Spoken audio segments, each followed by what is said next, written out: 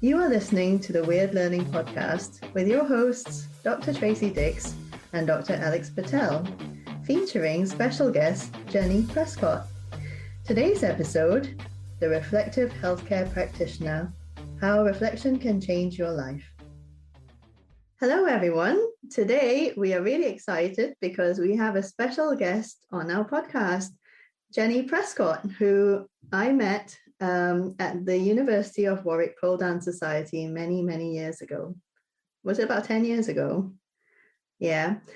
And we've got Jenny here talking about reflective writing and the impact it's had on your life and your career in a nutshell.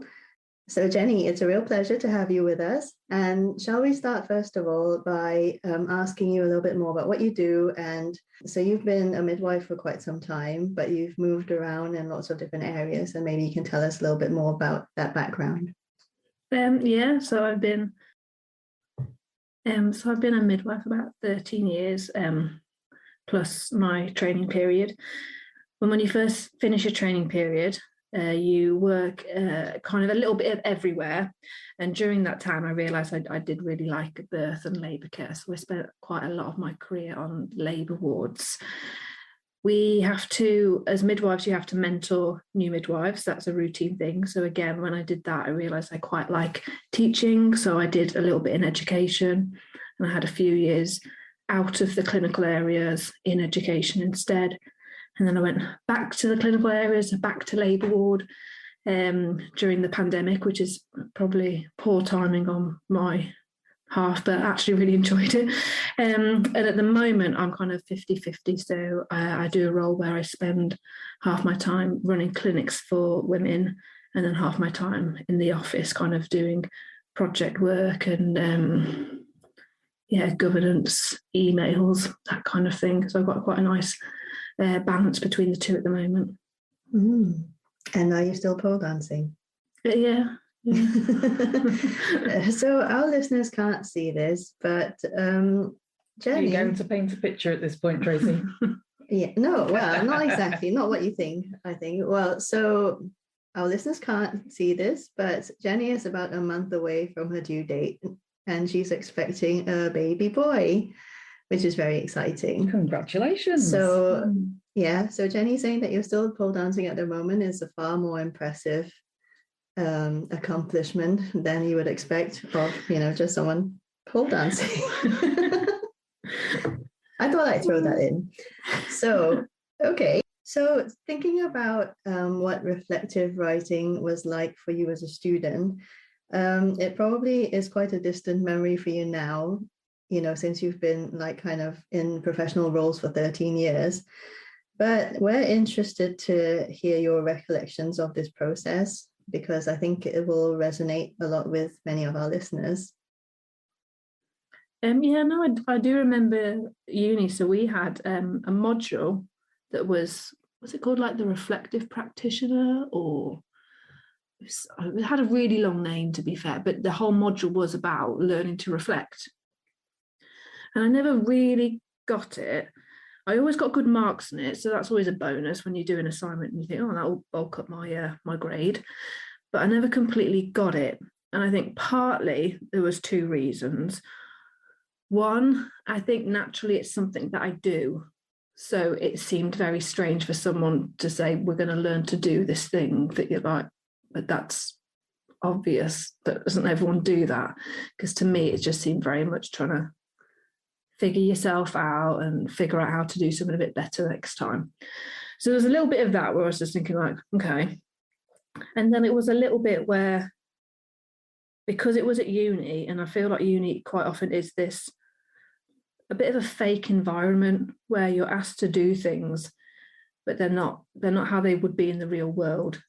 So a key one is like you have to do all your assignments on your own. You have to work on your own. And in the real world, nobody is working on their own because it's the worst way of working. You know what's unusual about that is that quite often students at university don't like group work.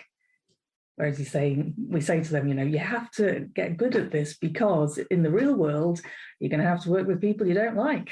Yeah. And people you do like as well. Again, it's like group work sounds different from just Working on asking your a own. colleague or Working in a team. Yeah, group work is then, oh, well, we've got to get marks. And group work at uni is hard as well because you've just got that person that's clinging on and you're like, they're coasting. Why am I doing all this? Like, and again, I guess that's kind of real world because you're always going to get that colleague that's really just taking the mick a little bit. But yeah, so I think I struggled a little bit with it just from that because it was an assignment brief. So someone else told you why you had to reflect, which is totally not real world because actually reflection is very much you driven, not someone else telling you reflect on that. Then there was a mark on it, which is ridiculous as well because someone's telling you they're putting an objective mark on whether you can reflect, which is a very strange thing to do because actually reflection is just really an exploration process. And then you have to really be open and like all the vulnerable and all of this stuff. And at the end, someone goes, all right, you can have 42% for that. And you're like, what? I bared my soul. So that's another thing where it's just, uni kind of, and it's nothing against uni, but it just makes it kind of a little bit different.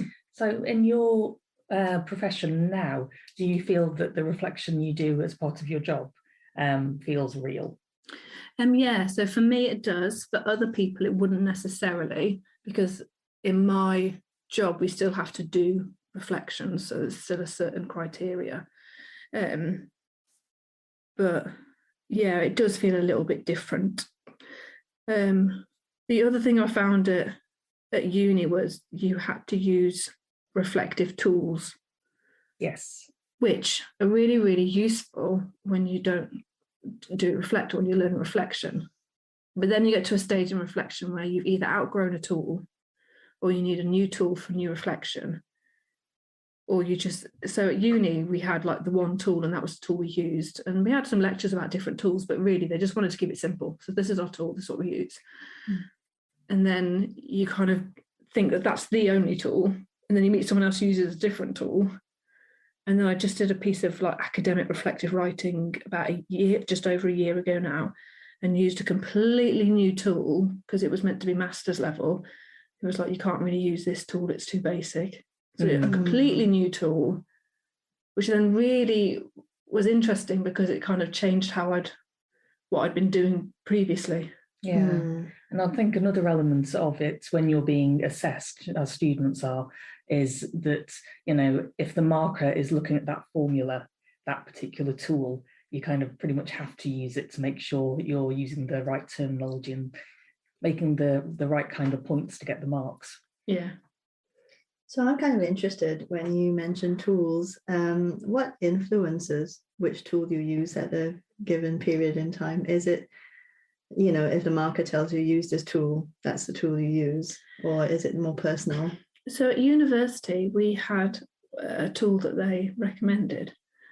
Is this more like Gibbs? I feel like it was Gibbs. It was, yes, like it'll be Gibbs. Yeah. I came across that referred to in some nursing. Yeah. So healthcare loves Gibbs. And to be fair, that is one of the better ones. And it is nice and simple. So if you're just learning it, it's quite simple. I found it randomly, I feel it overcomplicates me even more simple because some of the, if I think of the right one, it's like there's like 6 stages, but for me, some of the stages were like the same stage. I was like, that's kind of basically what I just said. But it was a good one. And then when I was working with students at a different uni, they used I can't remember the name, but they're like, what happened? And then the so what, now what? That was Rolf. Okay. Yeah. And that's really nice and simple. So when you're starting them, you do want to do it simple.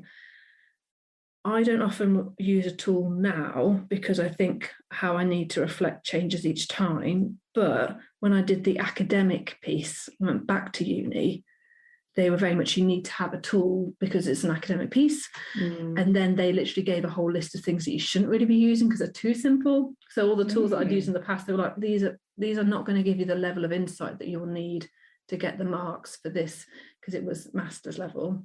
So was Rolf one of them? I can't remember which I used. I imagine Rolf would have been banned. But I had to have a little look around. So I had to actually find a book on reflective writing and look at some different ones. And I found one, and I'm so sorry because I can't remember the name of it now, but I found it. No problem, we will follow you up for this because this sounds useful. Yeah. But it was just a bit more complex, and it made me reflect at a deeper level, like really trying to understand your actions, not just what you did and why, but really why. Was it cold? No. Throwing them all out now. But then I got my marks back for that, and I thought it was very strange because I hadn't been marked so long on reflective writing. I've just been like reflecting for like over a decade, just as I needed it, and exploring what happened or blah blah blah. So to then be graded again felt very strange. And again, my grade was fine. There was no problems with it. But the feedback, there was one bit where I'd said about trying to understand maybe why I'd offered to help a colleague. And it was like, why did I do this? Surface level was, I like to help people, makes you feel nice. And then you have to go down on the deeper level. So, thinking, actually, well, why did I want to help, really working it out. And I thought one of the reasons was, there was a little bit of drama around this. I don't know why, there was some drama. There'd been a mistake. She needed some help, and there's a bit of a drama. I thought maybe I wanted to be involved in the drama. Maybe I wanted, or maybe I wanted it to be a bit about me, or like, oh, you were there, Jenny, what happened? Was there some of that going on? Maybe. So I wrote it down. And in the feedback, they said, this is quite worrying. And I was like, feedback about my reflection. I was like, for goodness sake. I thought you're not actually meant to judge my reflection in terms of. Well, that's pretty worrying. So yeah, I read that and I thought, wow, I think you haven't done very well at marking that, because you're not meant to say that. I think I'm with you on that, because you were saying about how reflection can be quite a vulnerable process, because it's very internal, it's very personal, and for them to say, oh, it's very worrying. And let's face it, like, there is an element of wanting to help people for self-interest sometimes. We don't completely do it for the sake of the mainly other person. Self-interest. Yeah, it's because it makes you feel good. Yeah. Or like, with the being involved in a drama, it was like you wanted to be in the know, because that, maybe gives you some kind of status in your department or something like that. But okay, so I just wanted to revisit a couple of things, because you were talking about Rolf. So I think actually the type of reflection you were doing was a little bit more kind of like psychology counselling. So really starting to think about what your subconscious motivations might be. So it might be that your marker didn't get that at all. Potentially, but it is strange, because in firstly, the module I was doing was a module about a type of professional support system that's been set up. Where you have to support each other psychologically and really understand. So it's a bit strange, because it was very much a module on psychological support and understanding. So I hadn't gone completely left field. And then mainly in healthcare, and I don't know other types of reflective writing, but healthcare is very much on understanding yourself and how you have then led to a situation, so that, in terms of patient safety or effective teamwork or human factors or that kind of element. So that was always how I was taught it. No, that's good. I would say that the subconscious reflection is probably something that a lot of people don't do. Yeah, no, I do, but it's a challenge. I would agree. So I think, again, like I said at the beginning, it was a skill that came naturally to me, because I think I'd already done it, really. So I get confused when people don't have that element of self-awareness or self-understanding. And those people where you're thinking, I'm having to understand you to then explain you back to you, but in a way that doesn't seem too rude. It's, like with some people, it's like, like a toddler when you're trying to, I just think maybe you're a bit upset by this, and kind of putting it out there. No, I totally get what so you mean. I know what you mean. I think if it comes naturally to you, you don't really understand why do you have to have a process for this? It's just obvious. And if it doesn't come naturally to you, you're like, I don't understand what we're doing here. It's one of those skills where you can always get better at a certain skill, but it's one of those skills where I think for some people they may never completely get it because of the level of self-awareness and vulnerability they need. It's good to make a start on it and try, though, as a process of self-discovery. Oh yeah. So Alex, earlier on, we were talking about Rolf, and you were saying that Rolf is probably banned for certain levels of academic writing. So I feel like we should maybe just elaborate on Rolf and what the cycle is for that one, just so people are aware of what they should avoid within certain contexts. Well, I think it was, as Jenny said, it works at a simple level, but if you're trying to expand your critique, your reflection, look at different surface level, deeper level reactions to things. But what is the cycle? I think it's who, what, why, or is that the or is Rolf the one that is it's what happened, now what, so what? Yeah, something like that. Okay. I can't remember exactly. We'll link to a version of it in the show notes. Lots of what's in it. Yeah, lots of what. Who, what, when, and how. But it wasn't that. I know it wasn't that. Which then confuses it because I just know there's 3 whats. But which what am I doing right now? Yeah, you don't kind of drill down to a bit more detail than that, and it ends up being a very superficial reflection, I think. Yeah. Well, what next? People just go, "Oh, I won't do that again." You won't do what again? Well, that again. Right, brilliant. Okay, you're sorted, aren't you? Yeah. You won't ever do that again. Yeah. So in our last podcast, we did talk about this in a bit more detail. And that was exactly, I think, what we concluded, that we quite liked Gibbs's model because it really focuses on having an action plan that comes out of it, so how are you going to change how you do things? What training are you going to get? What are you going to read? So something else that I thought was really interesting was how you mentioned at the beginning about a whole module that was geared towards reflective writing, because the impression I had, students have told us that they have, in certain disciplines, they have to do a lot of reflective writing. But I'd assume that because of what we've been told, many of them come to university and they don't know how to do academic writing in the first place. And so then being asked to do reflective writing feels like they're being thrown a curveball, because just as they think they've just about mastered academic writing, all of a sudden the conventions of reflection are completely different, because you can say I, but then you have to do it a certain way and you can't be too superficial about it. So it's almost like a merging of academic style and the personal, and I think that's what really confuses people. But I think you were at an advantage because you kind of find reflection very natural anyway. I think looking back, I probably did, but I wouldn't have said that at the time. I wouldn't have said I was reflective, or I wouldn't have said that I had that level of awareness. But I think looking back, I can see that I did, and whether that was, whether I have to give a shout out to my mother for raising me in that kind of way, or whether it was a certain friend or a school, or, I don't know where I got it from. I think it's probably my mum, but it was something that I was always thinking, well, I want to just figure out what happened there, or understand myself a little bit. But I wouldn't have gone into that thinking, oh, these are skills I already do. I wouldn't have thought that.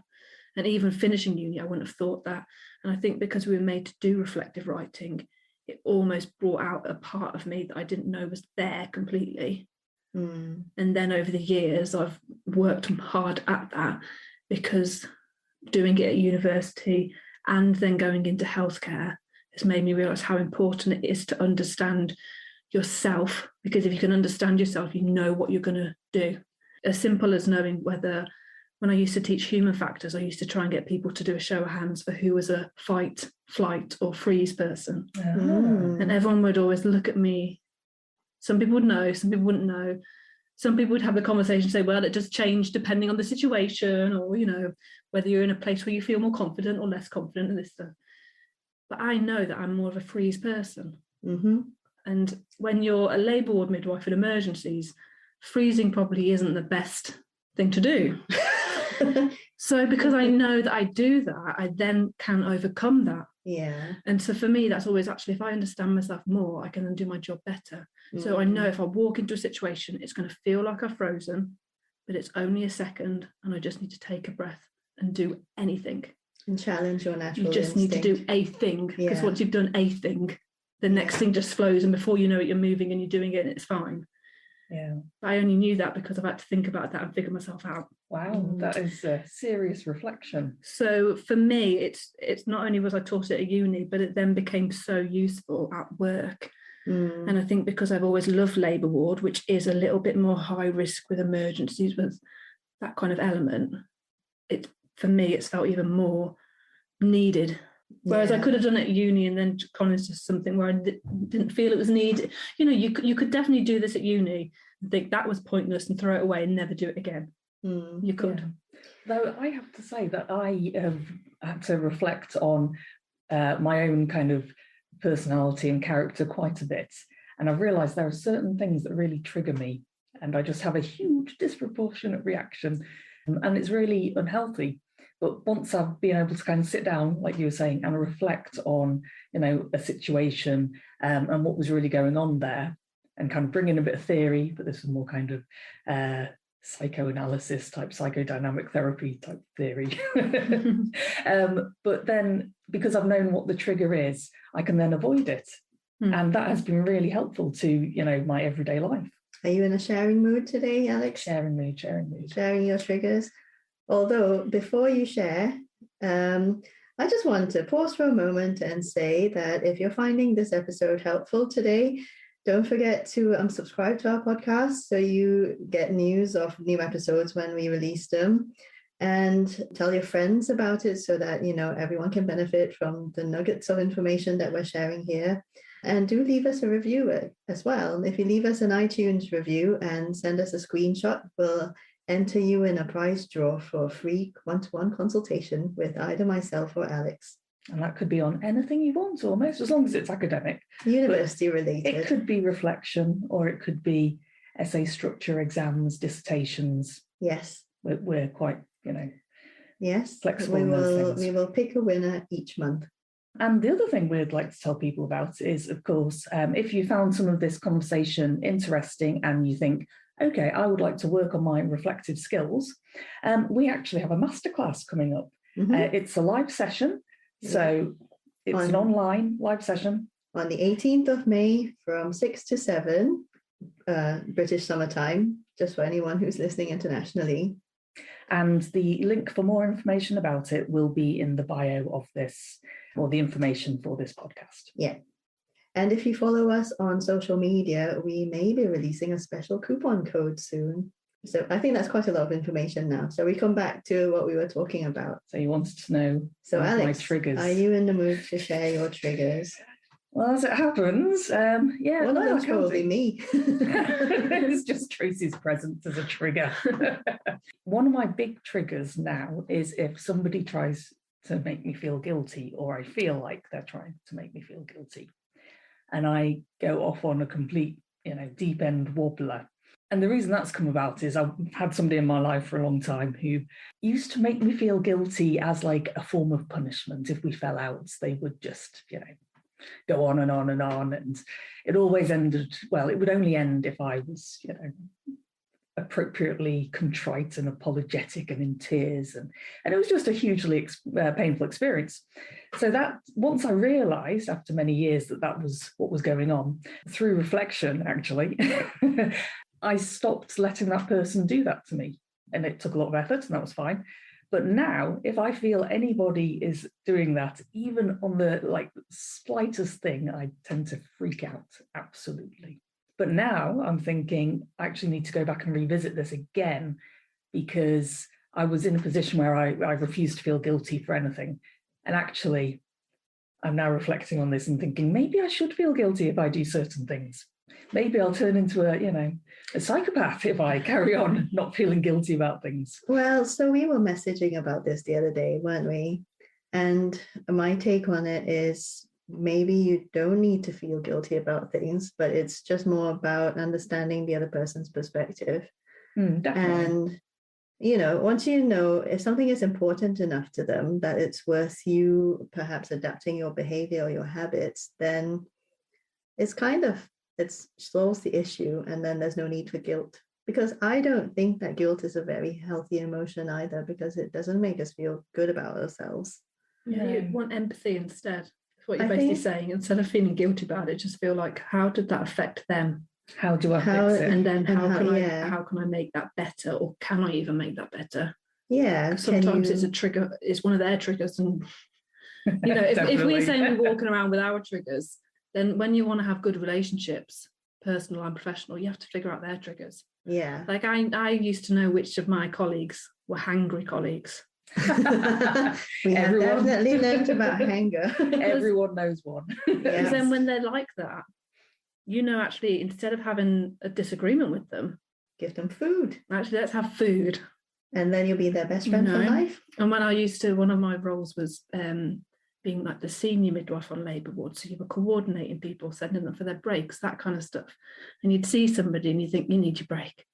And they said, no, I'm fine, I'll go in a bit. And you'd have to say, you need your break, and send them. And then they'd come back and they'd be lovely because they'd had their break and they'd eaten. So, you know, part of reflection, obviously the initial parts is understanding yourself and how you act within the world. But when you can understand yourself more, you can then use all of those skills to look at somebody else and think, what are the reasons you might be acting how you're acting? Yeah. And normally, you go to your basics of like, they feel defensive, or they're scared, or they're a bit hungry, or they're tired or ill, or, you know, go all through these basic ones. And normally one of those will have fixed most of it. Yeah. Not completely, but yeah. Sometimes it's, you know, people feel like they've been undermined or they feel unimportant. I think that can be a big one. But at the same time, many people are unaware that that is happening to them. So I would say that's a very interesting one. And I've been talking to a lot of people about these kinds of triggers, and the recurring theme that keeps coming back to me is it can depend on how, you know, like how we were raised. Our experiences from birth till the age of 7 very much characterizes our sense of self and our sense of the world as adults. Because Jenny, you were talking about your mum and how, you know, she encouraged you to be very reflective naturally, to the point where you went to university and didn't even think it was a thing. And then all of a sudden you have to follow these frameworks and these tools, and you're just like, oh, what? It's so contrived. I don't remember her teaching me, but I just assume it would have been her. It was just your way of seeing the world, because she didn't say, now let's apply Gibbs to what happened today when you were 5. Although, Tracy, I am now about to head home and have a little chat with my daughter. She's 9. She's 9. So, you know, and it's like you kind of work these conversations into your relationship, but you don't necessarily apply a framework to it. It's academia that makes you need frameworks, because you need a reference list and bibliography. But also because actually reflection is such a, as you might be able to tell from a conversation, it's such a waffly process. You could go off on tangents, you could think of this, you can do that. So you do need, like, I do understand why in academic work you need that structure and that framework. And then with the recent academic work I've done on reflection, and you had to say the bit about you, but also the evidence that came in, but also this, and reference that. So you really need that framework. Otherwise you're going to end up where you've had a really useful experience for you. But the person reading it is like, well, what sort of trip were you on here? Because it's so out there. So it's kind of, it's a weird one where I feel like when you're academically reflecting, there might be that bit where you have just got a bit of paper, or you're just having a conversation with a friend and you're in that really messy bit. Yeah. And then you use the tool. You don't have to start with the tool and work your steps through it. You can just have that messy bit of that messy conversation, that messy brainstorm. Yeah. And then start using the tool to give all that a bit more structure. And then this tool might also bring some other stuff out that you hadn't completely considered, because you've got so focused on one aspect, you'd missed another aspect. So it's kind of like it's trying to bring the two together. And I think in a way it's about making your reflection, because it's going to be assessed, it's about making it into something coherent for your marker, so they don't then have to wade through your stream of consciousness and go, what is going on here? Wait, hang on. So you said something about, you know, wanting to get involved in the drama because it was like, it gave you a sense of power. Wait, do I have to like report that or something? Oh no, it's fine, because now you're reflecting on it and you're realizing why you're doing it, and you're kind of regulating yourself, like your own behavior. So it's like, oh, it's fine now. I think I've always been told that I am particularly honest. And And sometimes people will say that in a way where you're not really sure whether they're complimenting you, because they'll say things like, oh, you're very open, or you're quite honest. You've been called blunt, but I would say, so as someone who's known you a while, sorry to interrupt, I would say it's definitely in a good way. But I think it can depend on people. So I like to have open, honest conversations, and I don't really like, like not knowing how someone's feeling, because I think it's not very productive. But over the years, I've become aware that, perhaps depending on how people are raised or whatever, some people, when you are having a discussion with them and you might disagree about things, not in an angry sort of way, they see that as confrontation, which I find very interesting. That would be me. I do this, certainly. and maybe that's where the guilt comes from, when actually people are just wanting to kind of negotiate things a little bit and get to the bottom of something that's come between you. Yeah, so you were saying about that activity, what was it? Fight, flight, freeze. So which do you think you are, Tracy? Me, I am a freeze initially, just thinking, but then, and if I have to, I would fight and then flight. It depends on the context, but I have a story about this. I have two stories about being in threatening situations. Pick one of them. I was driving over a little bridge. So it was a single lane bridge one day, and my 18-month-old was in the back seat, babbling to himself and reading his book. And I was on the way to some friends. And on the bridge, so it was space just for one car. Another car came from the opposite direction, not stopping. It was traffic light controlled, but they didn't stop because they were being chased by the police. Oh. And so I stopped on the bridge to not crash into them. They stopped. We kind of locked eyes, and I panicked and I didn't know what to do. And I just thought, okay, Ralph's in the back seat. What if, because I'm blocking their way, they get out that car and come and like start attacking me? So I kind of panicked. So that was the freeze. And I would say the next bit, I definitely didn't want to fight in this situation because there were two of them. So I reversed my car and let them get away and let the police do their thing. And I just kind of cleared myself from that situation. I think I should mention the other one just very quickly. Okay. Is this when you have a fight with someone? I don't have a fight, but I have I stick up for myself. Okay, so I was walking to work one day and there was a chap sitting on the fence. And as I walked past, he said, oh, do you know I can find a toilet? And I kind of waffled something because I didn't really know in the moment. And so I pointed him like towards the church and said, try those places. And then I went off on my merry way. And I could sense his presence behind me. So I knew he was following me and I kind of panicked a little bit, but I just kept, you kind of keep going. You don't want to show that you're afraid. But then as I could sense that he got closer and closer, I knew I had to do something. So I turned around and just said, you're not going to find a toilet here. And I could see that was the right thing to do because immediately he became quite cowed and he looked away from me, like he broke eye contact. So I knew that was the right thing. And so I pointed him to the train station and said, try the train station. And I think because he'd been told and because he'd been challenged, he followed my instructions. And then I legged it in the opposite direction. So I would say that was a combination of, did I freeze? Yeah, I did freeze, but I was kind of walking and freezing at the same time. And then fought, but not with fists or, but just challenged him and then legged it. So it does depend on the situation. And I think for me, I do all three. Yeah, I think for most people it would. I wouldn't be fighting anyone.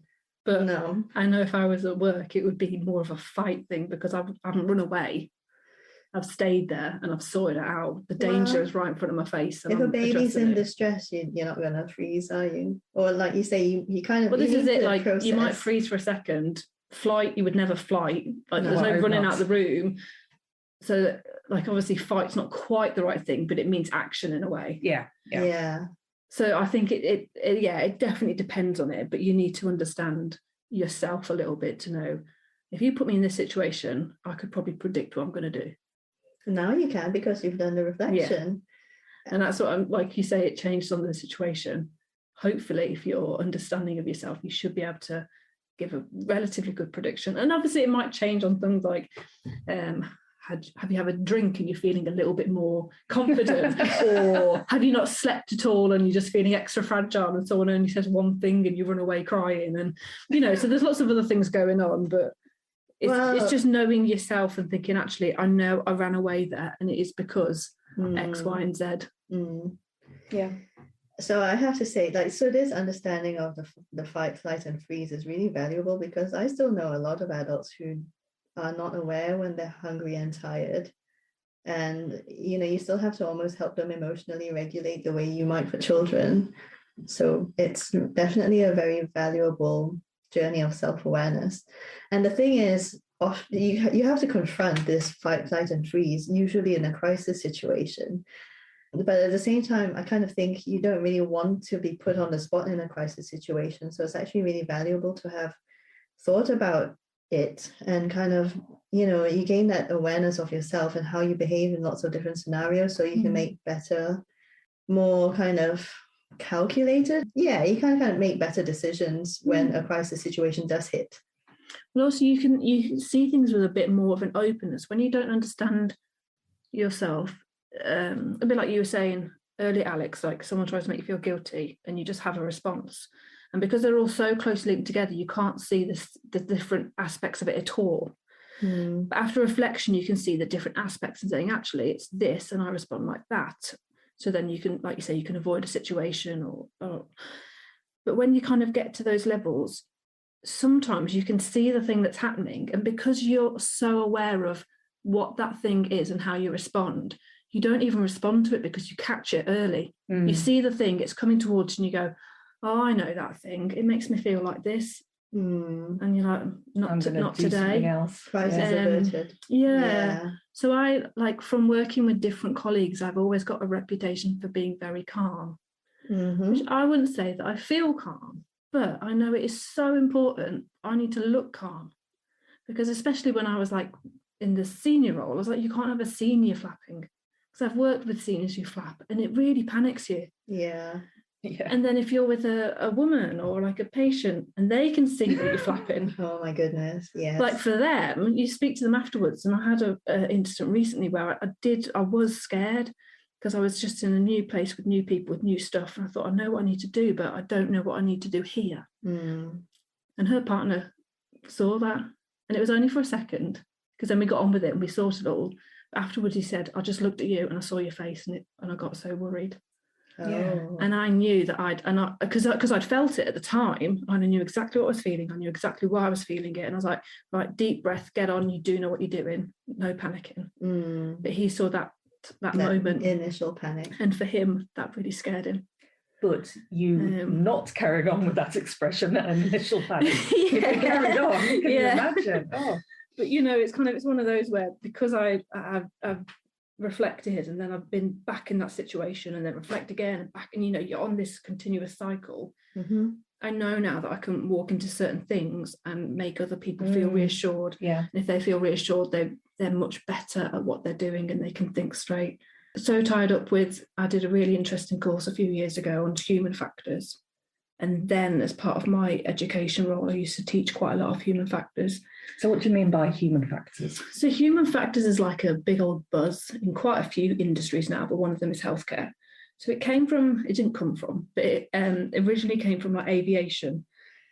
And it's all about, you've had a bad outcome. You really need to understand what went wrong, not just blame a person, but actually really what went wrong, because unless you can figure that out, you're not going to stop it. Yeah. So then obviously healthcare, it's a weird one where aviation. It's so funny.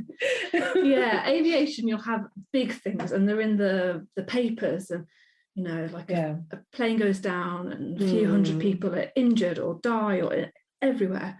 So when their stuff happens, it's very, very rare, but it is very sensationalized. Yeah. And then you come into healthcare where it's actually not that rare. Like, we will have much more bad outcomes in the entire healthcare system in the UK in one day because of the numbers and the quantities and everything happening. People are there because things are already not working. Yeah. And then we had, for quite a long time, there was quite a culture, a blame culture. And then obviously safety wasn't improving, just bollocking people, apparently. Yeah. So because safety didn't improve, they were thinking, well, are we doing this wrong? And that's where the kind of it came through. But it's in loads of different industries. Yeah, you know what's interesting? I did psychology as part of my degree, and one of my professors was Professor Jim Reason, great name, and this was his area. So if you've ever come across the trajectory of errors, being thought of like Swiss cheese, and the holes, he came up with that. Oh, did it? Yeah, he was great. Healthcare loved the Swiss cheese model for a while. I think it's gone out a little bit. What but is the Swiss cheese model? It's when, so if you imagine maybe you've got 10 slices of Swiss cheese, and they've all got holes in different places. If those holes line up, it creates a route through, you know, and an error happens. So it's a cumulative effect that makes an error like devastating, basically. Well, it's not maybe even that. It's just like, was there a process error? Was there a human error? Was there a drug error? All of this stuff along the way, you think actually that one bit, it could have been caught by that process, but they didn't do the process. Or that person could have caught it, but they were working their 5th shift in a row with no break. So you work down the layers and think at each stage, how did it get through this extra safety net? Yeah. And sometimes, you know, it just did, but sometimes you can really see the reasons why each safety net failed and then failed again and then failed again. Because, so generally speaking, you know, when something really bad happens, it's usually an accumulation of errors, isn't it? So, I mean, if you're thinking about, say, for example, road accidents. I'm not even sure about errors. It's just coincidences that align in a certain way. Yeah, because, you know, people make little mistakes all the time, but most of the time, like isolated little mistakes, you can get away with it. So, for example, like one person makes a silly decision on the road. You get away with it because other people are watching out. It's more when you have multiple factors like, you know, parked cars, so it's narrower, someone makes a silly mistake, someone else isn't looking, and then we have a collision. So it's kind of like that, I suppose. Yeah, and this is what I was saying about it's actually something that you see just in all industries. Like it's not at all aviation came up with it. It's not at all healthcare. Like everywhere has got their own version of it. Yeah. But in healthcare, it really is being pushed to the forefront of how we manage kind of poor outcomes, or how we would manage systems, or what we would do in terms of staff management. And it's trying to just be really smart. If we really, really want to do, you know, the best we can and really elevate patient safety and quality of what we're doing, we need to understand what's going on. Yeah.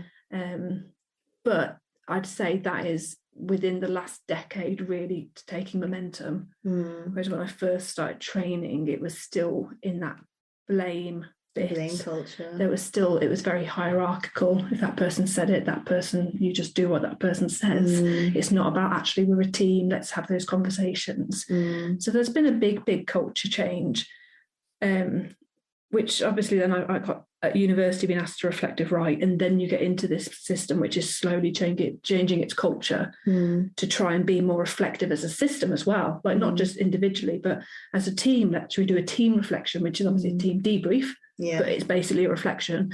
And should we do kind of like an incident review afterwards, which is again a reflection of all our processes of like what has happened here and how can we figure it out.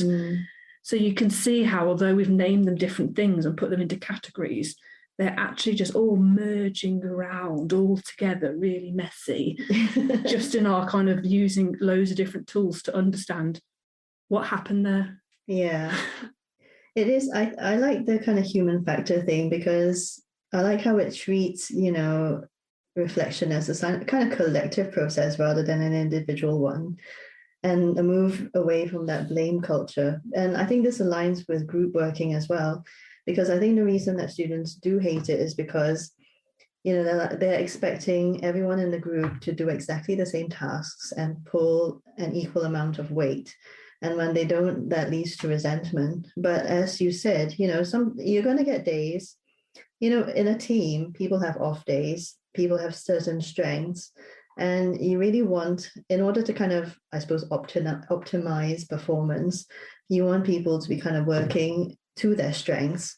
But also people have off days sometimes. You know, someone might show up to work and they've not slept for whatever reason, or they might just be having a bad day. But all of that can be overcome if teams just kind of step in and fill in for each other, and one day when you're having a good day, you can kind of fill in for someone else. When you're having a bad day, other people come in and sort of fill in for you. And I think it's about kind of understanding that, departments are sufficiently well enough resourced to be able to do that in the first place. Because like you were saying, and it's pretty endemic in midwifery, isn't it, to be working like 12, 13-hour shifts, sometimes longer. And people can't make good decisions when they're that overworked and when they haven't been to the toilet, haven't eaten. There's two things I'd say following up from that. One is, in the real world, managers exist, which they don't at university. Like when you have somebody you'll be surprised now. Well, I know they do, but I always kind of think, do you know what, when you're doing that group project and somebody is not pulling their weight and you have to apparently work as a team and have those conversations and address it, you're like, do you know what, in the real world, you don't have to. You just go to the manager and say, they are really just not doing it, and they get they don't, but they get performance managed. It's not your issue. Whereas a student, apparently you have to be able to manage yourself, manage others, work well as a team, be effective as a team, be equal as it is. It's not quite the same in the real world, because in the real world there's normally a cop out. But I suppose if you're that kind of student who's a bit more driven, taking the lead does mean you get that kind of experience of leadership. Yeah, potentially. The other thing I would say about that kind of that working as a team and carrying each other some days and carrying other people other days, I do find that reflection really helps on that, because when I've had those days where I've needed to be carried, I know that, and I can walk in and I can say to the people I'm working with, I'm not going to be very good today. And I've had it before where either like I've slept really badly, or I remember one time at work, my little cat had gone into the vets, and the vets had like phoned up saying, oh, basically we think we're going to have to put her down. And I was like, and I was like on the long day coordinating, and I, took the phone call, I went back and I was like, you're right. And I just kind of said to them, like, this is happening at home, so my brain is like not really working today. So then everyone knew, they were like, right, Jenny's. And again, if you can have that awareness, and this is what I was saying earlier about people saying I'm very open. I'm not open about them. I'm open about myself. Whereas other people either don't have that awareness, or they're not confident enough to be that vulnerable. But I am more than confident to say, this is how I work. And I'll do it in professional and in personal, to say, right now, this, and this is making me feel like this, and this. So you should probably do this, and this. And I feel like that's, for me anyway, I think that's super helpful, because I'm like, oh, I'm literally giving you a little guide on like how to be with Jenny right now.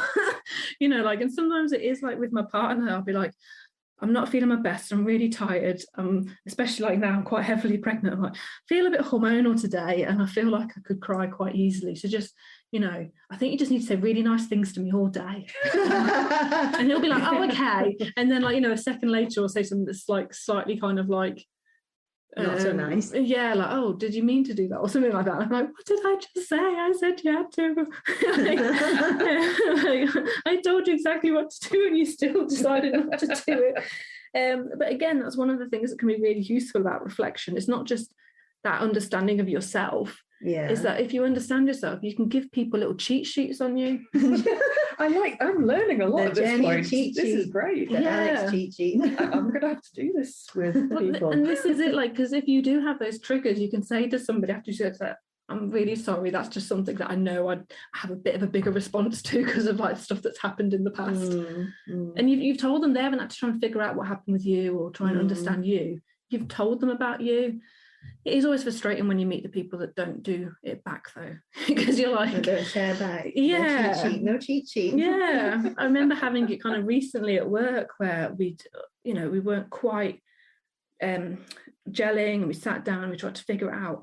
And again, I felt I was really open about it. I was like, I think probably, this is something that's new to me, and I can see that maybe I'm being a little bit defensive, because I just feel a bit like I don't feel confident in this area. And I think that is coming out in these ways, blah, blah, blah.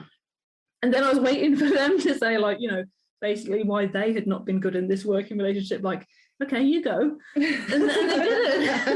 And that's and then that's sometimes like when you are being open to someone else's and you feel like you're like, oh. And then if you've been open in terms of saying like, I'm happy to accept responsibility for these aspects, and you feel like they should probably accept some responsibilities too, and then they don't, you're like, well, it wasn't all my fault.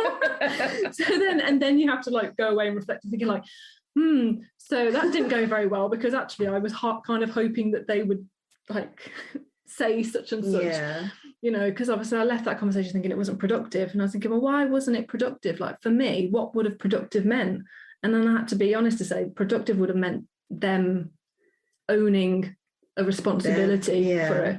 And then I was like, well, that's someone else's, I can't influence that. So I went into that conversation with the wrong like thing. Well, I don't think it was wrong. It's just that not everyone is ready to be vulnerable, and in a professional setting, we come from like a background of you need to have your professional like face on. You're not allowed to be vulnerable. Like nobody cares about what's happening with your cat. You just have to, put your suit on and put your brave face on and that kind of thing.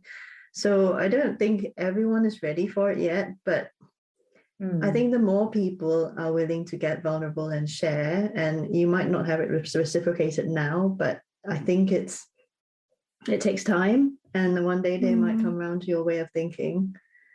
Yeah, I've always had an awareness if I'm in a certain role, then I need to, it's like set a certain example. Because you are a leader. But at the same time, it can be hard, because I'm not saying healthcare's moved away from blame, because it hasn't. Because when stuff really goes wrong, you all go straight back to your natural instincts of like, it wasn't my fault. And the consequences are pretty serious. Yeah, so I can't pretend, if I'm sat on my own doing a personal reflection at home after an event, I can be pretty honest and really try and figure out what happened for me. But then if I have to write a statement on it, be careful. That statement would be very different from what I've just figured out. And if I had to then go to a certain review of it, that would be very different. So I'm not saying that I have the confidence just to be completely open when the stakes are that high.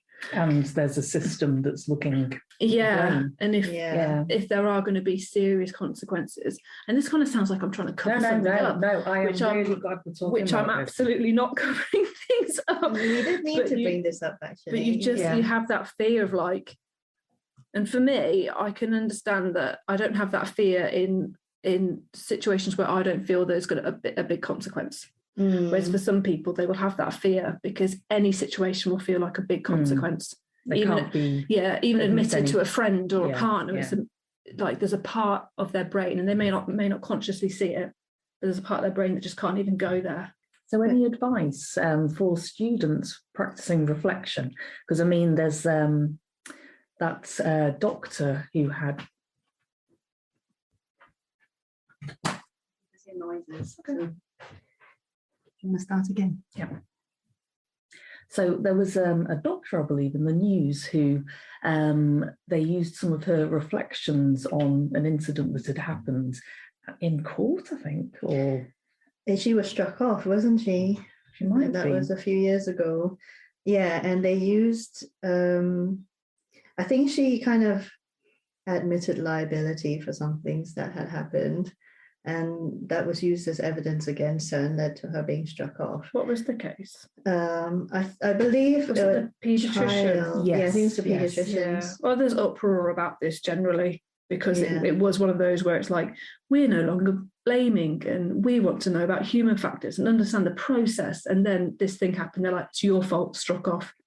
Well, and, it was a massive backlash between a lot of health professionals because we're like, oh, sorry, we were trying to be open. We were trying to say, well, actually, really, what made this happen? Because it's so rare that because even if there is a person, to be fair, it's really rare that you've just got somebody going around doing terrible stuff.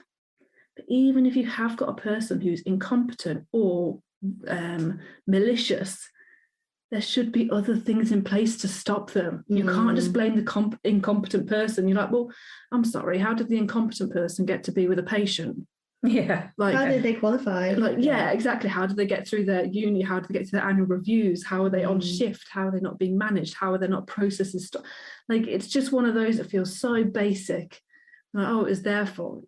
And the malicious ones as well, when people are going around doing malicious stuff in healthcare, again, you're like, sorry, but how did they manage to do those things? There must have been warning signs because before, yeah. What are the other processes in place? So I do remember that case because there was a lot of backlash to it, to say, because there were so many other things going on with her on that day, and she did admit to, like, I think maybe she'd got the wrong identification. Yeah. But because they changed all the rooms around, so she'd seen them earlier in the day, and then they changed the rooms, I think, something like that.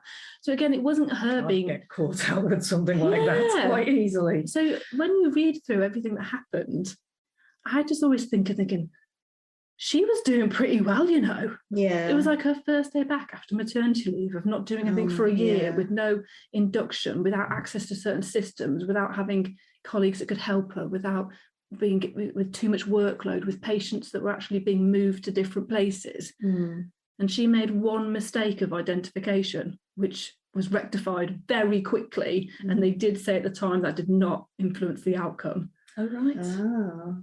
So, and obviously I don't really know all the details. I just know that it was very complex, and then just to feel it come back saying you're struck off, it felt like they just really like reducted it back to the basic, like, who's to blame? Maybe they were looking for a scapegoat. Yeah, and you're like, come on, I thought you were telling us to not do this.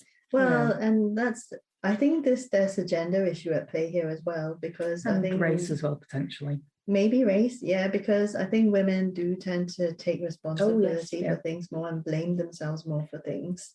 And I think we're a bit more open, more emotional. And I don't think that's anything to do with biology. It's definitely like a cultural thing that women would sit down and have these conversations, and maybe men are just getting used to sitting down and having conversations. Yeah. So I think women are much more likely to accept blame that isn't theirs to accept, because for years and years and years that's how they've been brought up, to be a bit more open about what maybe went wrong because they're trying to understand things, you know, to have those vulnerabilities. Alex was nodding very vigorously then. Yeah, there was a lot of anger about that in the medical community. Yeah, so what would you advise students to do when they're writing professional reflections? Because obviously we want them to reflect and improve their practice, but not leave themselves open to, you know, getting in trouble for a genuine reflection. Yeah, I mean, you've always got to think about who your audience is. So I know that if I'm sitting at home with a scrap of paper and doing a bit of a reflection, which doesn't happen like often, but if I have had something that I don't feel like I understood, or it's buzzing around my brain, or I just can't stop thinking about certain stuff, I was like, right, I need to get this out of my head, and I'll do a real simple reflection. And the only purpose of that is to try and figure what my head is telling me. And then when I figure that out, I can do a better job. No one's reading that. It's going nowhere. I could throw it in the bin. Like, I don't need to worry about anything that's said there, because it is just my process. But if you're doing a reflection for your governing body, or if you're doing a reflection as part of an incident review, and then I'm not saying to change how you're doing it, but have that awareness of who's reading it. And depending on how well they know you, depending on how well you write and explain yourself, and depending on how well you reference it, is going to really change what they think. Because if you say something that's very open, but you can reference some really good background to say this is how humans behave, they can't really pull you up or judge you on it, because actually this is academic to say you've behaved exactly how humans behave because you're a human. But if you're just really honest without any reference, then you think, oh God, that's not great. And you have to, something that I've always struggled with, as you've probably seen from the conversation, is I am very open and reflective, and most people are not. So I know that I'm always going to be at a level that I probably have to pull back a little bit, because other people are like, whoa, God, I didn't realise, you know, that was such an issue, when it isn't really. Like saying earlier about this drama, I'm not actually that fussed about drama. I quite like a quiet life. I'm not into that. But it was like, let's really, really, really understand myself. Yeah, you're not hanging around crime scenes for a bit of excitement. I'm not just like whispering, so-and-so said this about you, and so, you know, creating that drama. But yeah, definitely think about your audience, and definitely think about how well you've explained it. Because if you haven't explained it well or referenced it well, it could just It's a bit like we all know saying something in a conversation versus an email versus a text. That kind of message given, message received, it may not be the same. Yeah. And when you talk about emotions and remembering an event that's happened as well. Yeah. Those are the things that people often misinterpret. Yeah. When I say like, oh, I just froze. I wasn't sat there for 5 minutes like frozen. It's like milliseconds. But so it feels long. So yeah, if you just write down that you froze, somebody can interpret that thinking like, well, you're not very competent, are you? They're bleeding out and you're just sat there going, oh God, what shall I do? What shall I do? So I suppose it's about being a bit more nuanced about what kind of freezing. So you might say something like, okay, so the freeze part of my response is, it took me a couple of seconds to process what was happening, because a couple of seconds is not a disaster. And if it helps you clarify what your next step is, that's better than just reacting and, just making the wrong decision because you've been too hasty, maybe. Yeah, I guess like in anything, if you've got a trusted person that will read your work, it's going to be fine because they'll read it thinking, that doesn't make sense. If they know you. What does that mean? Because they will pull out little stuff saying, oh, so you just did that? And you're like, no, I didn't do that. So again, if you've got somebody that will read your work, they can always say something obvious. But it's just really hard because you don't want to, if you're reflecting in a defensive way, you're not going to reflect. Yeah. So it's really frustrating because to reflect, you just have to be so vulnerable. But maybe it's one of those where you do your first reflection for you. You get to get all the benefits of learning from it and figuring yourself out and really understand the situation and your response to others, yourself, everything like that. And then you pull out a few of the details that you think would actually, you could reference. You think, oh, actually, there's a bit of evidence around that. I could actually make that into an academic bit. And the bits that you feel relevant and you're happy to share. So it's almost like with anything else, with any other academic piece you're doing, your first draft is one thing, and then what comes through to your final draft is a different. So you can have a messy first draft that is really, really open, and then you can censor what you want to share. I don't think it's censoring. I think it's kind of going back through, like you say, with the evidence, but also being critical about how you have talked about this, whatever had happened, in your response to it. So it might be being critical in terms of, does this explain it effectively, or do I need to add more detail, or am I actually being a bit too harsh on myself here? But going back over that initial reflection, and I don't know, I want to say tidying up. I think it's kind of giving it a bit of structure, and like Jenny was saying, thinking about who your audience is, who's going to read it, like how are they going to view it, what do they care about, how's it going to feed into whatever processes reflections are for. Do they need to know your deepest, darkest fears or triggers or those the kind things of thing about you yourself? do on your scrap of paper? Like it's good for you to know that, but maybe they don't really need to know that. They just need to know, a different, not a different version, but exactly as you said. Version. A slightly more professional, like how it relates to your work and how it relates to human factors, the department you work for and stuff like that. It obviously depends how deep you went, because if you're somebody who can't really reflect well and you're very superficial, your deep layer, probably all of that needs to go into your essay. And if you're really, really deep, then probably none of that should go in your essay. That'll be you, Jenny. It does depend on what you are as a person. So I don't know if our listeners can hear the footsteps in the hallway because the kids are home now. So you might hear a bit of background noise. But as you were talking about, people being prepared to share or not, it got me thinking, whether or not people are willing to get vulnerable probably depends on how adults responded to that as when they were children. Because if you did wrong and you were always being told off for it, you're not going to admit, even as an adult, you're not going to want to admit to doing something wrong, right? Because of those memories. So I just wanted to throw that in, as part of a reflection on, why people may perhaps feel uncomfortable about reflective work compared to others. I literally have that in my notes of why was I good at reflection, and I've got a list of those things, which exactly as you said, because I've always had that option to be wrong and not to make mistakes and not get in I mean, trouble for I them. remember as a kid, I used to really, I mean, I still do as an adult, I really like winding up my little sister. She's really fun to wind up. Like, you just do a tiny little thing and she like explodes and stuff. So it's just like so fun. So you do that, and then mum or dad, they come in, what's happened here? What's happened here? And I would always straight away say that I'd done wrong. I'd say, I was winding her up again. Like, always. How did they respond? I'd never say that. They would just look and they're like, you know not to do that. And to be fair, my dad would say, I know it's fun, Jenny. My little sister was like, isn't that fun? But, you know, little things like that. Obviously, that just makes me sound spoiled. But I do know that my parents have always had that family background where it was really loving. Like, I could wind my little sister up and then we'd be playing like a few minutes later.